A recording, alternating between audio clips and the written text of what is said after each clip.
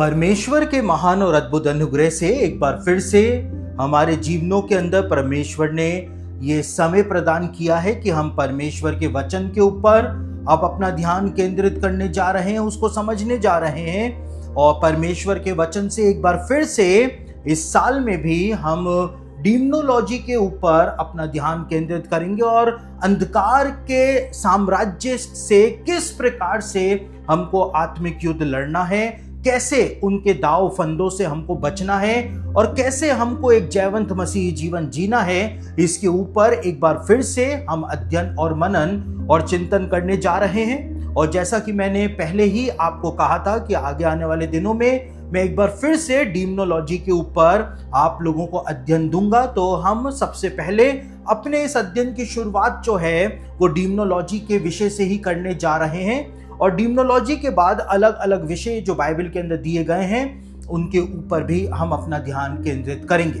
तो अब हम डीमनोलॉजी के अंदर आगे बढ़ते हैं और आज का ये इंट्रोडक्टरी लेसन जो कि पार्ट 1 में है, मैं आपके सामने रखने जा रहा हूं, जिसके अंदर आप बहुत सारी ऐसी बातें समझेंगे, जानेंगे, वचन के आधार पर जानेंगे कि कैसे बाइबल के अंदर वो बातें हजारों साल पहले बताई गई हैं, लेकिन आज तक हम उन बातों को उस प्रकार से नहीं समझ पाए हैं। तो सबसे पहले हम कुछ वचनों को पढ़ लेते हैं जो पाए जाते हैं इफिसियों की पत्री उसका 6 अध्याय 10 से लेकर 12 वचन मैं इस समय आपके सामने पढ़ने जा रहा हूं। यहां पर क्या लिखा हुआ है?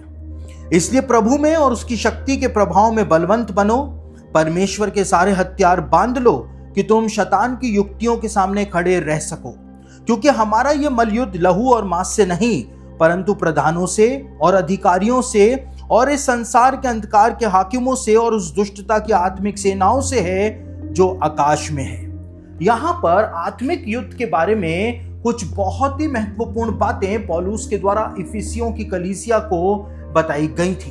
और यहाँ पे पौलुस इस बात को कहता है कि हमारा ये मलयुद्ध जो है वो इंसानों के साथ नहीं है, हमारा युद्ध जो है, लड़ाई जो है वो इंसानों के साथ नहीं है, लेकिन हमारी लड़ाई जो है वो शैतान की आत्मिक सेनाओं से है, अंधकार की शक्तियों से है। और अंधकार की शक्तियों के जो अधिकारी हैं, हाकिम हैं, प्रधान हैं, उनके साथ हमारा ये मलयुद्ध है। और वो सब कहां पर हैं? वो सब आकाश के अंदर है, पृथ्वी पर भी नहीं है, वो आकाश के अंदर है। इसकी वजह से हमारा युद्ध जो है वो और भी ज्यादा गंभीर हो जाता है। यहां पर पौलुस के द्वारा कुछ मुख्य बातें बताई गई हैं। यहां पे पौलुस ने कहा है कि हमारा युद्ध जो है वो अंधकार के साम्राज्य से है और अंधकार के साम्राज्य पे राज करने वाले जो प्रधान हैं, अधिकारी हैं, हाकिम हैं, उनके साथ हमारा ये युद्ध जो है वो यहां पर पौलुस ने कहा है कि हर एक मसीह का युद्ध इन लोगों के साथ होता है। और यही है जो पूरी दुनिया के अंदर इन्होंने त्राही मचाई हुई है, सब कुछ इन्होंने अस्त व्यस्त किया हुआ है।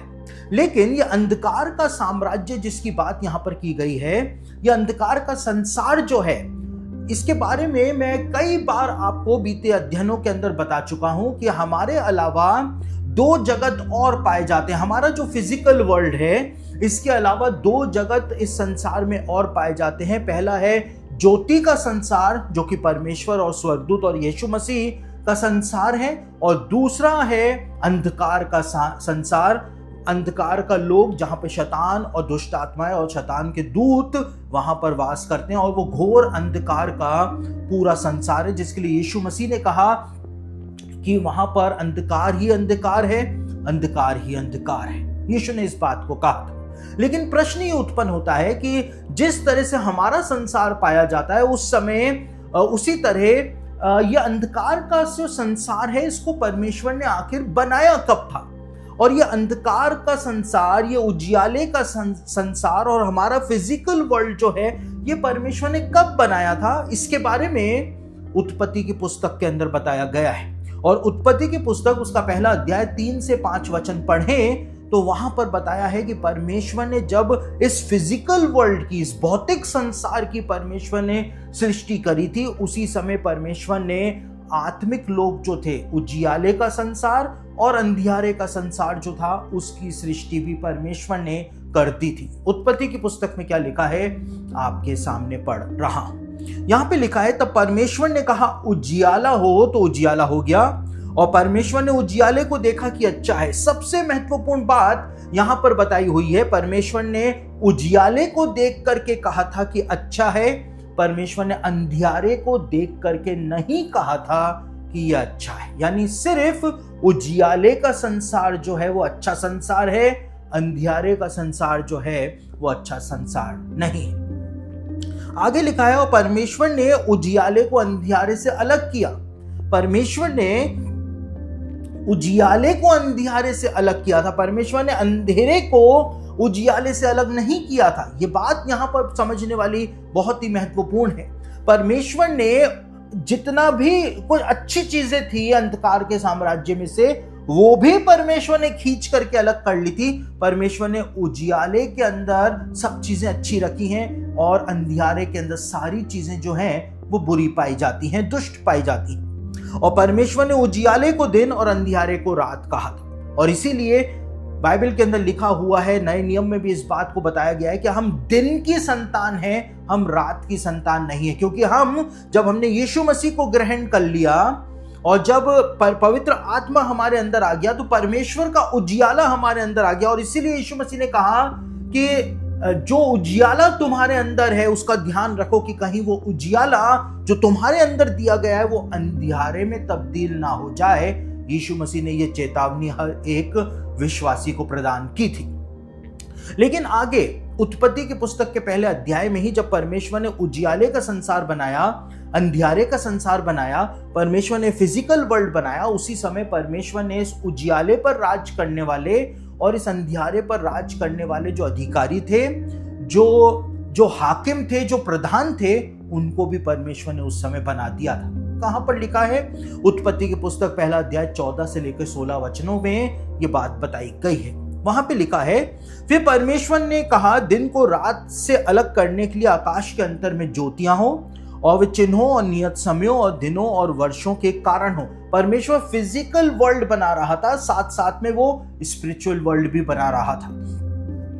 और वे ज्योतियां आकाश के अंतर में पृथ्वी पर प्रकाश देने वाली भी ठहरे, और वैसा ही हो गया। परमेश्वर ने फिजिकल वर्ल्ड बना दिया, लेकिन इसके साथ साथ ही परमेश्वर ने पीछे स्पिरिचुअल वर्ल्ड भी बना दिया। यहां पे लिखा है, तब परमेश्वर ने 2 बड़ी ज्योतियां बनाई पृथ्वी के लिए, लेकिन आत्मिक जगत के लिए भी।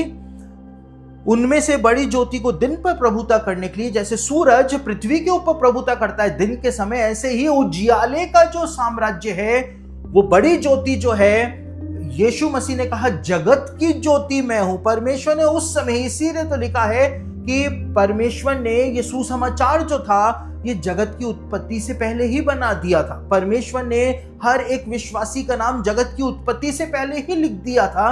परमेश्वर ने सारी डिवाइन प्लानिंग जगत की उत्पत्ति के समय ही कर दी थी। ये बाइबल के अंदर लिखा हुआ है। दिन पर प्रभुता करने के लिए बड़ी ज्योति को बनाया और रात पर प्रभुता करने के लिए परमेश्वर ने छोटी ज्योति को बनाया और तारागणों को भी बनाया था रात के ऊपर प्रभुता करने के लिए।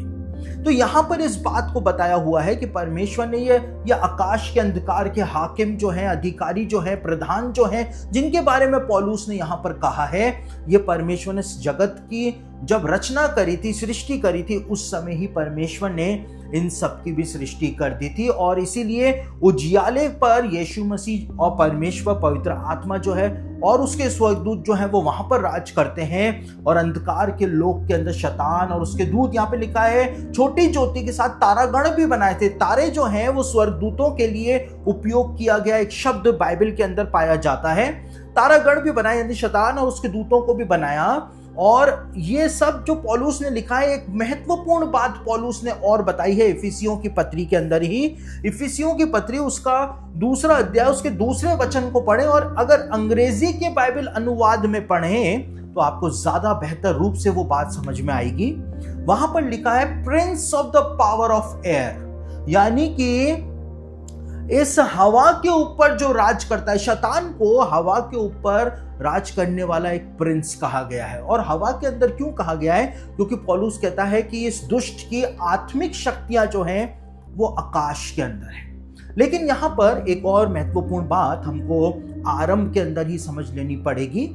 यहां पर हमको इस बात को समझना पड़ेगा कि ये दुष्ट आत्माएं जो हैं, डीमंस, या इविल स्पिरिट्स या अनक्लीन स्पिरिट्स जिनके बारे में हम बाइबल के अंदर पढ़ते हैं, इनकी उत्पत्ति आखिर कैसे हुई थी। और हमने जो बीता अध्ययन डीमनोलॉजी के अंदर की है उसमें मैंने आपको बताया था कि ये डीमंस की उत्पत्ति जो कि जोइश टेक्स्ट हमको बताता है और जो सेमेटिक टेक्स्ट है मिडिल ईस्ट का, वो भी हमको वही बात बताता है जो जोइश टेक्स्ट हमको बताता है।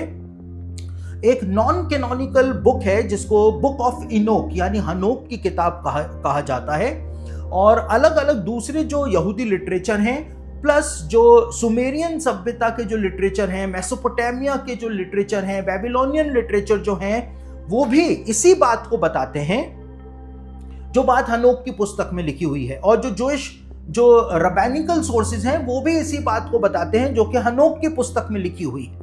और एक नॉन कैनोनिकल का मतलब होता है कि उसको बाइबल के अंदर इंक्लूड नहीं किया गया, वो बाइबल के बाहर की किताब है, लेकिन उसके अंदर हनोक की किताब के अंदर बताया हुआ है कि दुष्ट आत्माएं अस्तित्व में कैसे आई थी।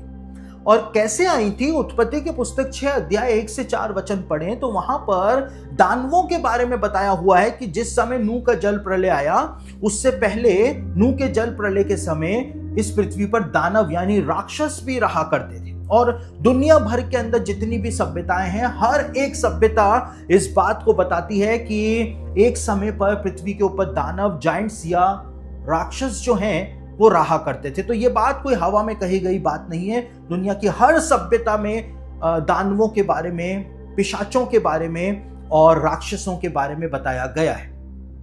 और हनोक की किताब इस बात को बताती है कि परमेश्वर ने इन दानवों को ये बात बोली थी।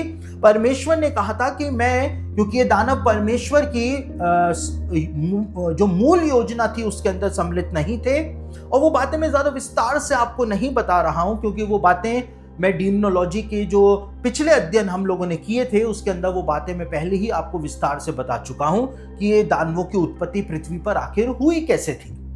तो परमेश्वर ने इन दानवों को कहा था कि मैं इन दानवों की आत्माओं को कोई भी स्थान नहीं दूंगा, ना तो नरक में दूंगा न स्वर्ग में दूंगा, और ये दानवों की आत्माएं जो हैं वो इस वायुमंडल के अंदर ही भटकती रहेंगी और युगों युगों तक, पीढ़ियों तक इंसान जो है इन दानवों की आत्माओं को ही दुष्ट आत्माएं कहा करेगा। तो दुष्ट आत्माओं की उत्पत्ति जो थी वो दानवों से हुई थी, और दानव जो हुआ करते थे वो लंबे लंबी ऊंचाई के, हाइट के हुआ करते थे। और इसीलिए जब भी लोग दुष्ट आत्मा को देखने का दावा करते हैं कि उनका सामना किसी दुष्ट आत्मा से हुआ था, डीमन से हुआ था, तो वो हमेशा इस बात को बताते हैं कि उन्होंने दुष्ट आत्मा को देखा। वो दुष्ट आत्मा जो थी वो हाइट में बहुत ही ज्यादा लंबी थी, इस बात को वो बताते हैं। और इसीलिए पौलुस के द्वारा शैतान को Prince of the power of air कहा गया है।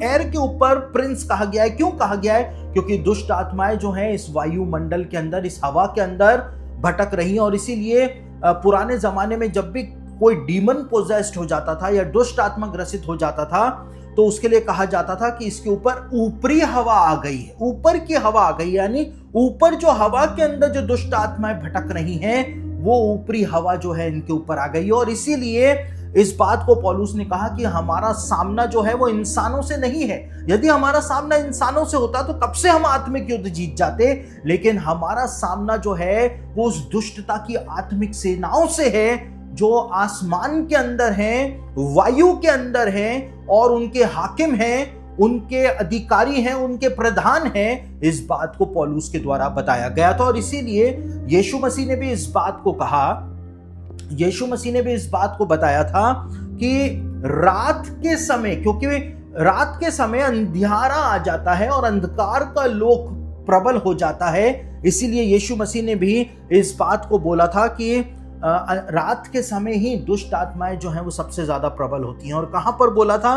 लूका रचित सुसमाचार उसका 22 अध्याय और उसके 53वें वचन में यीशु ने कहा था, जब मैं मंदिर में हर दिन तुम्हारे साथ था तो तुमने मुझ पर हाथ ना डाला, पर यह तुम्हारी घड़ी है और अंधकार का अधिकार है। रात के समय अंधकार का अधिकार और भी ज्यादा प्रबल हो जाता है। इस बात को यीशु मसीह के द्वारा भी बताया गया था। तो यहां पर हमको इस बात को समझना पड़ेगा कि अंधियारे का जो संसार है और उजियाले का जो संसार है हमको इन दोनों में से डिसाइड करना है कि हम किस तरफ हैं, क्योंकि यहां पर हमारा युद्ध जो है वो उजियाले के साथ नहीं है, क्योंकि हम तो खुद ही उजियाले के संसार के हैं। एक बार जब हमने यीशु मसीह को ग्रहण कर लिया, एक बार जब हमने अपने पापों से पश्चाताप कर लिया, पवित्र आत्मा को प्राप्त कर लिया, तो परमेश्वर का उजियाला हमारे अंदर आ जाता है और हम उजियाले के हो जाते हैं। हम दिन की संतान बन जाते हैं, हम रात की संतान नहीं होते। और जब परमेश्वर हमको देखता है, क्योंकि हम उजियाले में आ गए, तो जैसा परमेश्वर ने उजियाले को देख करके कहा था कि अच्छा है, वैसे ही वो हमको देख करके, अगर हम उजियाले में चलते हैं तो वो हमको देख करके कहता है कि अच्छा है। लेकिन अंधियारे में कुछ भी अच्छा नहीं, और इस अंधियारे के साम्राज्य के साथ ही हमारा युद्ध जो है वो बाइबल के अंदर बताया गया है। तो आज सबसे पहले हम इस बात को देखते हैं कि यहूदी लोग इस अंधियारे के संसार के बारे में, और मुख्य रूप से रात के बारे में, यहूदी विचारधारा बाइबल के जमाने से क्या हुआ करती थी। यहूदी लोग इस बात को माना करते थे कि रात के समय में, जो आधी रात के बाद भी और अंधियारे के अंदर, रात के समय बाहर किसी भी व्यक्ति को नहीं घूमना चाहिए। और क्यों नहीं घूमना चाहिए? क्योंकि यहूदी लोग उत्पत्ति की पुस्तक उसका 32 अध्याय और उसके 24वें वचन के आधार पर इस बात को मानते हुए आए हैं। वहां पर क्या लिखा है? उत्पत्ति की पुस्तक उसका 32 अध्याय उसके 24वें वचन में लिखा है, और याकूब आप अकेला रह गया। रात के समय याकूब आप अकेला रह गया, तब कोई पुरुष आकर पैर फटने तक उससे मलयुद्ध करता रहा। यहां पर इस बात को बताया है कि जब याकूब रात के समय में अकेला था, तब एक पुरुष जो था वो आकर के उससे लड़ाई लड़ता रहा था। और इस वचन के आधार पर जो जूइश सेजेस हुए, वो इस बात को मानते हुए आए हैं कि कोई भी धर्मी व्यक्ति जो होता है, जो बाइबल पढ़ता है, जो प्रार्थना करता है, कोई भी धर्मी व्यक्ति जो होता है, उसको रात के समय बाहर घूमना नहीं चाहिए, क्योंकि रात के समय दुष्ट आत्माएं सबसे ज्यादा प्रबल होती हैं, क्योंकि वो अंधकार के संसार को ही बिलोंग करती हैं। और उस समय पृथ्वी के ऊपर पृथ्वी के उस भाग के ऊपर जब अंधेरा होता है, तो वो और भी ज्यादा प्रबल हो जाती हैं। और इसीलिए जब कोई व्यक्ति उनको अकेला मिलता है, एक धर्मी व्यक्ति मिलता है, क्योंकि याकूब एक धर्मी था, वचन का पालन करने वाला था, परमेश्वर की आज्ञाओं का पालन करने वाला था, परमेश्वर का चुना हुआ था, और उसके बावजूद उसके ऊपर डिमोनिक अटैक हुआ था। तो जूइश सेजेस इस बात को कहते हैं कि किसी भी धर्मी व्यक्ति को जो वचन का अध्ययन करता है, परमेश्वर की आज्ञाओं को मानता है और जो प्रार्थनावादी जीवन जीता है, उसको रात के समय अकेला बाहर नहीं घूमना चाहिए। क्योंकि जिस प्रकार से याकूब ने शारीरिक हानि उठाई थी, उसकी जो जांग की नस थी वो खींच ली थी उस पुरुष ने, उसी तरह से अगर कोई व्यक्ति दुष्ट आत्माओं का निशाना बन जाता है, रात के समय अकेला पड़ जाता है, तो वो उसको शारीरिक क्षति पहुंचा सकती हैं, उसको गंभीर बीमारियां भी कर सकती हैं और उसके जीवन को तहस नहस भी कर सकती हैं। इसलिए यहूदी रब्बी और जूइश सेजेस इस बात को कहते हुए आए कि रात के समय कभी भी धर्मी लोगों को, विश्वासी लोगों को, परमेश्वर के प्रिय लोगों को बाहर की इस तरफ नहीं घूमना चाहिए। अब आप बहुत सारी बातें इसके अंदर अब आर्ग्यूमेंट के अंदर बोल सकते हैं कि बाइबल में तो लिखा है कि कोई भी दुष्ट आत्मा हमारा कुछ भी सामना नहीं कर सकती है, याकूब के ऊपर कोई भी मंत्र नहीं चल सकता है, फलाना फलाना, आप कई सारी बातें कर सकते हैं। लेकिन मैं आपको जो ज्यूइश अंडरस्टैंडिंग है डीमोनोलॉजी की, वो मैं आपके सामने रख रहा हूं।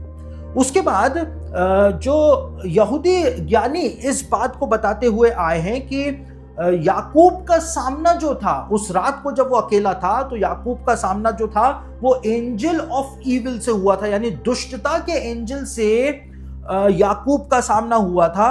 और जैसे जैसे सूरज उग रहा था, बाइबल में लिखा है जैसे जैसे सूर्य उदय होने लगा, वैसे वैसे उस एंजल ऑफ इविल की पावर जो है वो कमजोर होने लग गई थी और याकूब जो था उसके ऊपर प्रबल होने लग गया था। यानी जैसे ही उजियाला हो रहा था, वैसे ही अंधकार की शक्तियों की पावर जो थी वो कमजोर होने लग जाती है। ये बात जो है यहूदी ज्ञानी कहते हैं बाइबल के अंदर भी बताई गई है।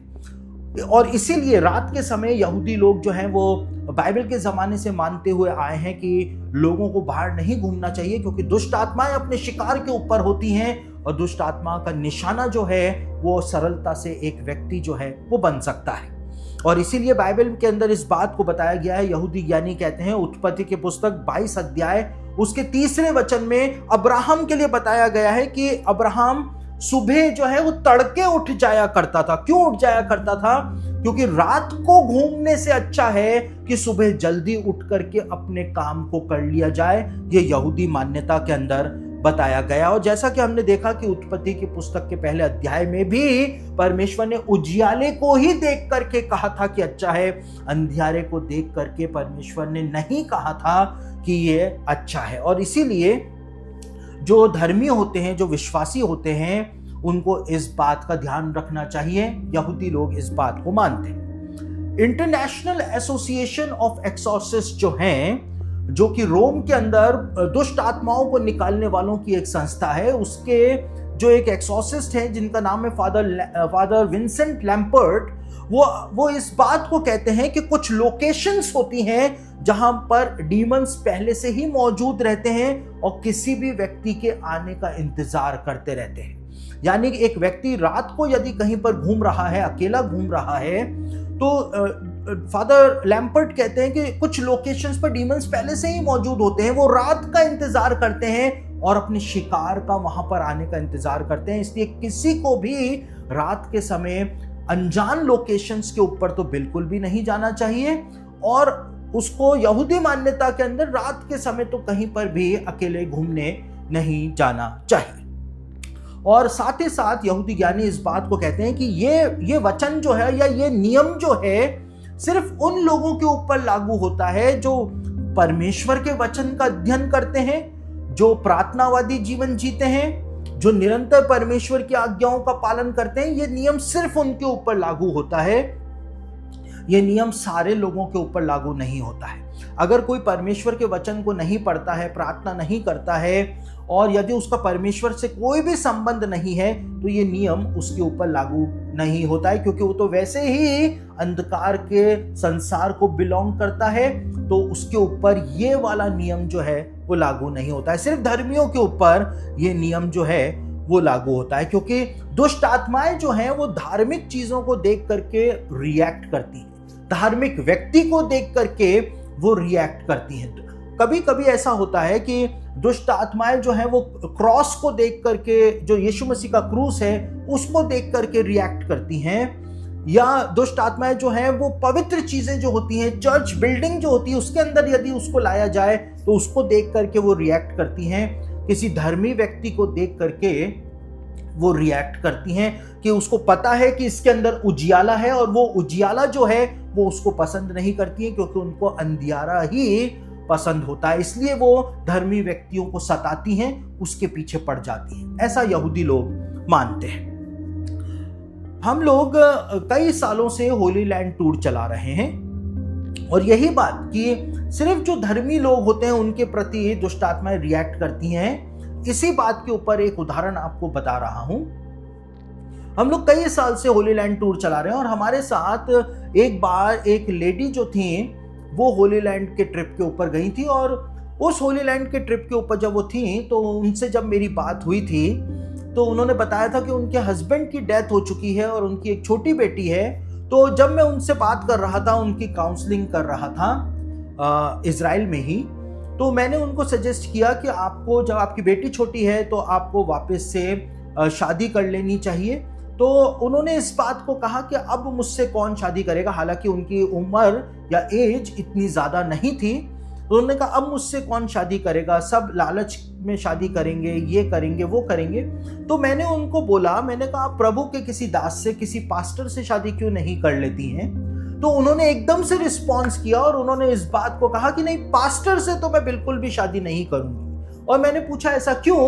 तो उन्होंने कहा कि जितनी भी दुष्ट आत्माएं होती हैं ये पास्टरों के पीछे ही पड़ती हैं, सारे भूत प्रेत जो होते हैं पास्टरों के पीछे पड़ते हैं, एक आम आदमी के पीछे नहीं पड़ते। तो कॉमन अंडरस्टैंडिंग में भी लोग इस बात को समझते हैं कि जो दुष्ट आत्माएं होती हैं ये जो धार्मिक व्यक्ति होता है उसके प्रति रिएक्ट करती हैं, उस पर हमला करने की कोशिश करती हैं। और इसीलिए यहूदी ज्ञानी और यहां तक कि फादर लैम्पर्ट भी इस बात को कहते हैं कि अंधेरे के अंदर रात के समय जो धर्मी लोग होते हैं उनको, फादर लैम्पर्ट तो कहते हैं किसी को भी रात के समय ऐसे नहीं घूमना चाहिए, क्योंकि कुछ स्पेसिफिक लोकेशंस पर दुष्ट आत्माएं अपने शिकार का इंतजार करती रहती हैं। तो ये एक यहूदी मान्यता है डीमोनोलॉजी के लिए।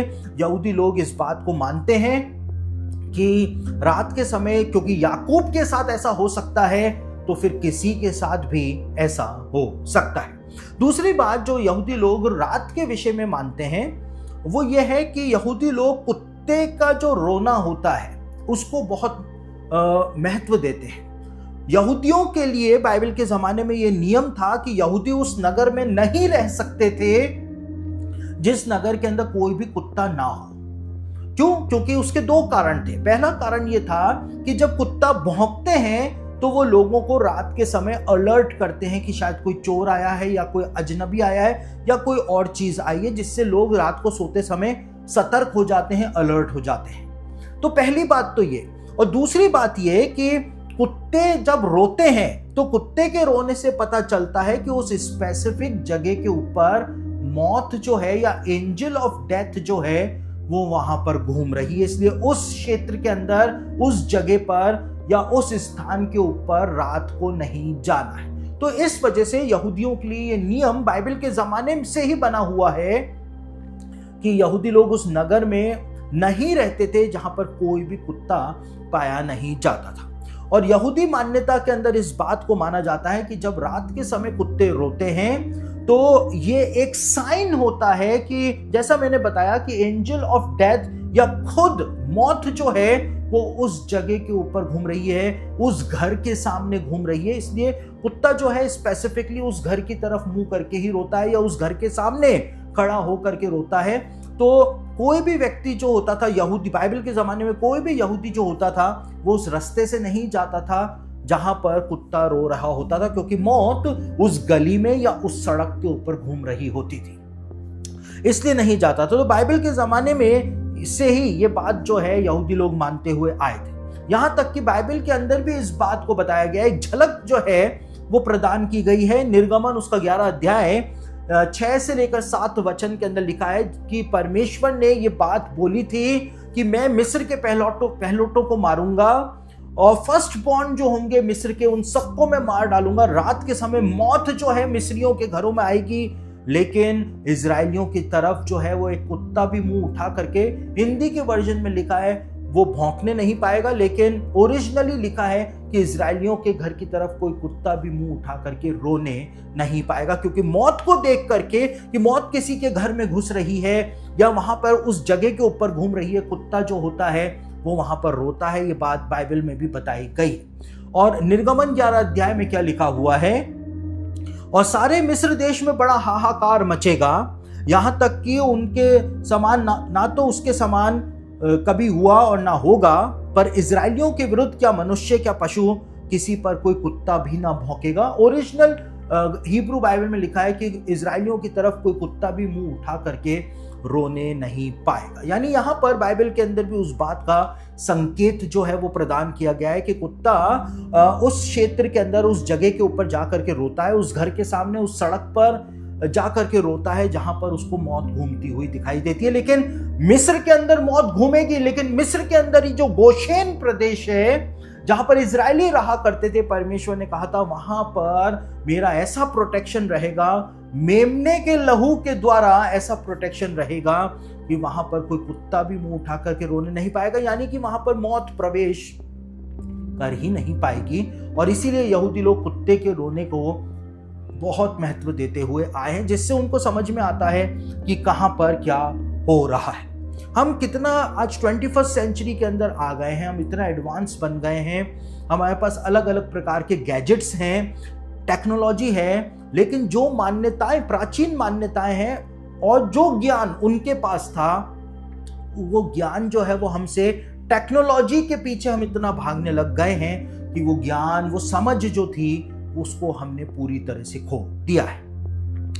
उसके बाद यहूदी लोग एक और बात बोलते हैं प्लस जो इंटरनेशनल एसोसिएशन ऑफ एक्सॉर्सिस्ट है रोम के अंदर, उसके अंदर जो फादर विंसेंट लैम्पर्ट हैं वो भी इस बात को बताते हैं, फादर चैड जो हैं वो भी इस बात को बताते हैं, जो बात मैं आपको बताने जा रहा हूं कि देर रात तक जो लोग बाहर घूमते हैं उनके ऊपर नकारात्मक प्रभाव जो है वो आना शुरू हो जाता है। और वो नकारात्मक प्रभाव जो है, जो वो नेगेटिविटी जो है उनके जीवन में आपको कैसे दिखाई देगी, सबसे ज्यादा वो लोग डिप्रेशन के अंदर रहना शुरू हो जाएंगे। उनके दिमाग में सिर्फ नेगेटिविटी ही नेगेटिविटी चलती रहेगी, हर बात को लेकर के उनके पास एक नेगेटिव विचार जो है वो आना शुरू हो जाएगा।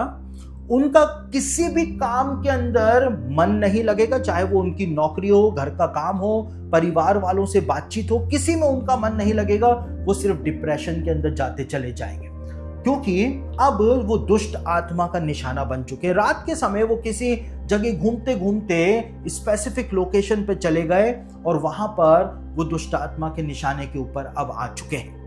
उसके बाद उनको बिना किसी कारण के अलग अलग बीमारियां होनी शुरू हो जाएंगी। छोटी मोटी बीमारियों से ये कहानी शुरू होगी कि कभी उनका पेट खराब हो गया, पेट ठीक हुआ तो उनको स्टोन का दर्द हो गया, स्टोन का दर्द ठीक हो गया तो फिर उनको कुछ और हो गया, कभी सर का दर्द हो रहा है, कभी आंखों में से पानी आ रहा है, कभी बुखार हो रहा है। तो छोटी छोटी चीजों से कहानी जो है उसकी शुरुआत होनी शुरू हो जाएगी। फादर लैम्पर्ट इस बात को बताते हैं, अपनी किताब में उन्होंने इस बात को लिखा है, बाइबल पढ़ने का, प्रार्थना करने का बिल्कुल भी मन नहीं करेगा, चर्च जाने का बिल्कुल भी मन नहीं करेगा, चिड़चिड़ापन उनको लगा रहेगा, हर बात में वो चिड़चिड़ाने वाले हो जाएंगे।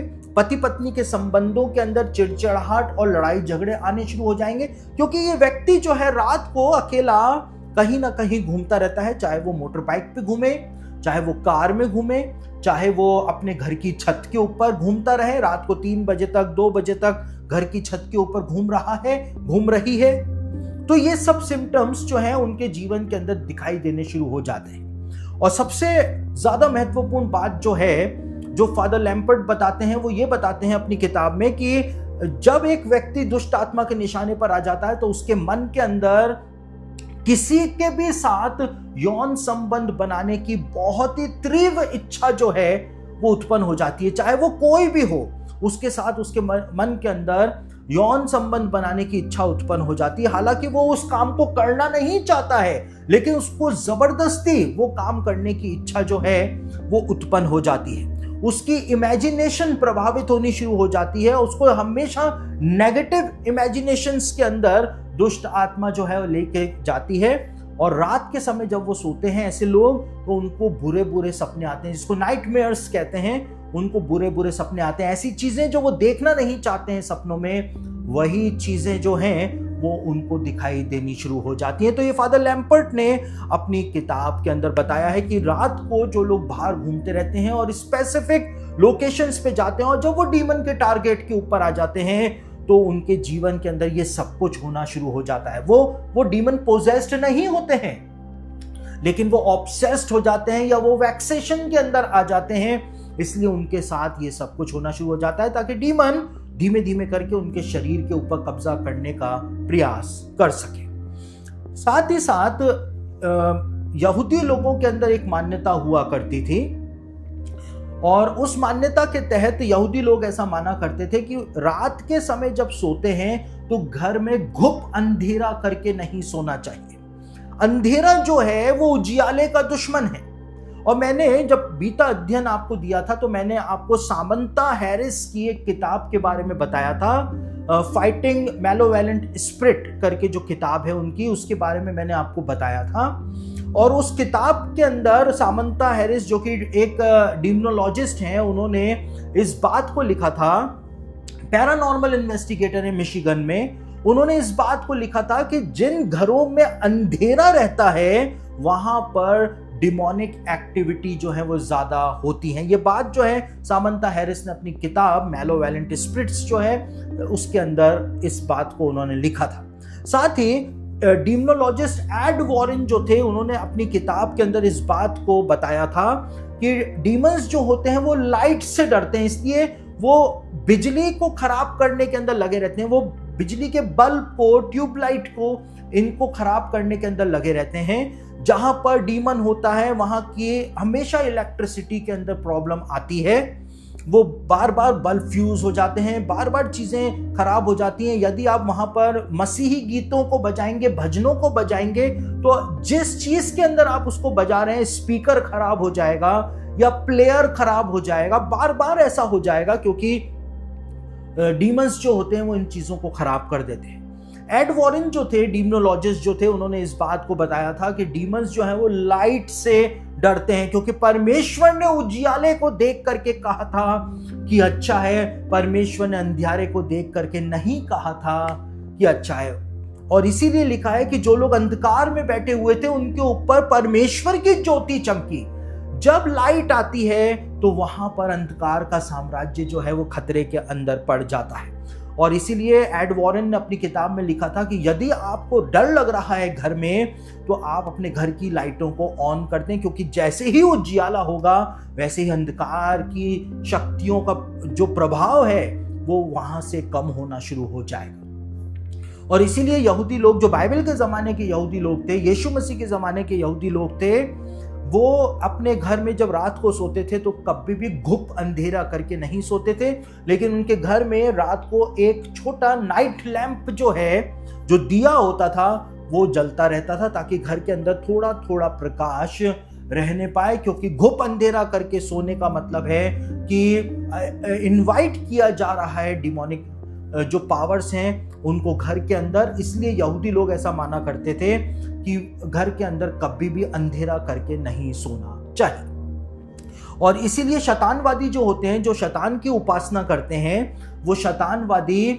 हमेशा घुप अंधेरे के अंदर ही शैतान की उपासना करते हैं, क्योंकि अंधकार की शक्तियों को, शैतान को अंधेरा पसंद है। लेकिन क्योंकि हम उजियाले के हैं, इसलिए हमको अपने अंदर उजियाला रखना है। साथ ही साथ जहां पर हम रहते हैं वहां पर हमको उजियाला रखना चाहिए। और क्योंकि हम अंधियारे के नहीं, हम उजियाले के हैं, इसलिए अपने जीवन से भी हमको उस उजियाले को प्रकट करना चाहिए। तो अब बात यह आती है कि आप लोग कहेंगे कि हम तो रात को नाइट ड्यूटी पर जाते हैं, हमको रात को कभी 12 बजे निकलना पड़ता है, 11 बजे निकलना पड़ता है, या हमको ऐसे समय पर हम घर आते हैं जब मिडनाइट हो जाता है, या रात को 1:30 बज जाते हैं, 2 बज जाते हैं। तो ऐसे समय में हम क्या करें? क्योंकि हमको तो नाइट ड्यूटी पर जाना है, या हमको तो अपनी ड्यूटी से वापस घर आना है, तो हमको तो रात को अंधेरे के अंदर ही आना पड़ेगा। तो ऐसे में हम क्या कर सकते हैं? तो कुछ प्रार्थनाएं हैं जो आप कर सकते हैं, और उन प्रार्थनाओं को जब आप नाइट ड्यूटी पर जा रहे हैं तो उन प्रार्थनाओं को करके निकलें। या आप अगर वापस घर आ रहे हैं अपनी ड्यूटी से, तो आप उन प्रार्थनाओं को करके वापस आएं, ताकि आप किसी भी तरह से किसी भी नकारात्मक शक्ति के टारगेट ना बन सके। आप एक सिंपल सी प्रार्थना परमेश्वर के सामने कर सकते हैं कि प्रभु, मैं अब नाइट ड्यूटी पर जा रहा हूं या जा रही हूं, और मुझको रास्ते का प्रोटेक्शन आप देना, मुझको सुरक्षित ड्यूटी तक पहुंचाना या सुरक्षित वापस घर तक पहुंचाना। और मैं पूरी तरह से अपने आप को यीशु मसीह के लहू के अंदर ढकती हूं, और परमेश्वर के प्रोटेक्शन को आप अपने लिए मांगें। और उसके बाद आप रात को जब यात्रा करें तो आपको किसी भी प्रकार से कोई हानि नहीं हो पाएगी। फादर विंसेंट लैम्पर्ट अपनी किताब के अंदर बताते हैं कि रात के समय यदि आप बाहर निकल रहे हैं तो आपको भजन संहिता 3 अध्याय, भजन संहिता 91 और भजन संहिता 121 को पढ़ करके, और उसके बाद उसको प्रार्थना के रूप में पढ़ करके, और उसके बाद घर से बाहर निकलना चाहिए, ताकि आपके ऊपर कोई भी दुष्ट आत्मा किसी भी प्रकार का कोई भी प्रभाव ना डाल सके। साथ ही साथ यदि किसी व्यक्ति को ऐसा लगता है कि उसके ऊपर रात को घूमने की वजह से ये सारा नकारात्मक प्रभाव आ गया है, वो डीमंस के निशाने के ऊपर आ गया है, यदि उसको लगता है तो उसको किसी भी पास्टर के पास जाकर के अपने लिए प्रार्थना करवा लेनी चाहिए। क्योंकि फादर लैम्पर्ट कहते हैं कि एक पास्टर जब किसी के लिए प्रार्थना करता है तो उसके पास परमेश्वर का दिया हुआ अधिकार होता है, और उसके द्वारा की गई प्रार्थना से वो सारा का सारा प्रभाव जो है वो उसी समय टूट करके उस व्यक्ति के ऊपर से हट जाता है। साथ ही साथ जो अपोस्टोलिक क्रीड के बारे में मैंने आपको बताया था, जिसके लिए जो डीमोनोलॉजिस्ट होते हैं, जो एक्सॉर्सिस्ट होते हैं, वो कहते हैं सबसे पावरफुल प्रेयर, सबसे पावरफुल टूल या सबसे पावरफुल वेपन जो एक मसीही के हाथ के अंदर है दुष्ट आत्माओं के खिलाफ, वो अपोस्टोलिक क्रीड है, यानी प्रेरितों का विश्वास वचन है। तो आप उसको जरूर से बोलें। साथ ही साथ लॉर्ड्स प्रेयर जो है, प्रभु की प्रार्थना, हे हमारे पिता तू जो स्वर्ग में है, वो प्रार्थना जो है उसको बोलें। और साथ ही साथ द ग्लोरी भी, यानी महिमा हो, जो प्रार्थना होती है कि हो सिताइश बाप की और बेटे की और रूहुल कुदुस की भी, वो प्रार्थना के दौरान यदि आप बोलें तो आपकी प्रार्थना इतनी पावरफुल बन जाती है कि रात के समय भी यदि आपको बाहर निकलना पड़े तो आप सरलता से निकल सकते हैं, क्योंकि परमेश्वर का डिवाइन फेवर और डिवाइन प्रोटेक्शन जो है वो आपके साथ बना रहेगा और कोई दुष्ट आत्मा आपका कुछ भी नहीं बिगाड़ पाएगी। तो आज के मेरे इस अध्ययन के अंदर बस इतना ही, और अगले अध्ययन के अंदर मैं आपको डीमोनोलॉजी के अंदर और आगे लेकर के जाऊंगा। लेकिन ये अध्ययन जो मैंने आपको दिया है, इसको आप बार बार सुने, ताकि इसको सुनने के द्वारा आपको समझ में आएगा कि आपको अपने आत्मिक जीवन में वास्तव में करना क्या है। और जब आप उन कामों को करेंगे तभी जाकर के आप अपने स्पिरिचुअल लाइफ के अंदर सक्सेसफुल हो पाएंगे, ब्लेस हो पाएंगे, और आपको हर प्रकार की सामर्थ्य जो परमेश्वर की ओर से दी जाती है वो आपको मिलने पाएगी। तो ये जो यहूदी विचारधारा डीमोनोलॉजी के लिए पाई जाती है, वो मैंने आज आपके सामने रखी है। परमेश्वर करे कि आपकी आत्मिक आंखें इस स्टडी को सुनने के बाद, समझने के बाद खुलने पाए।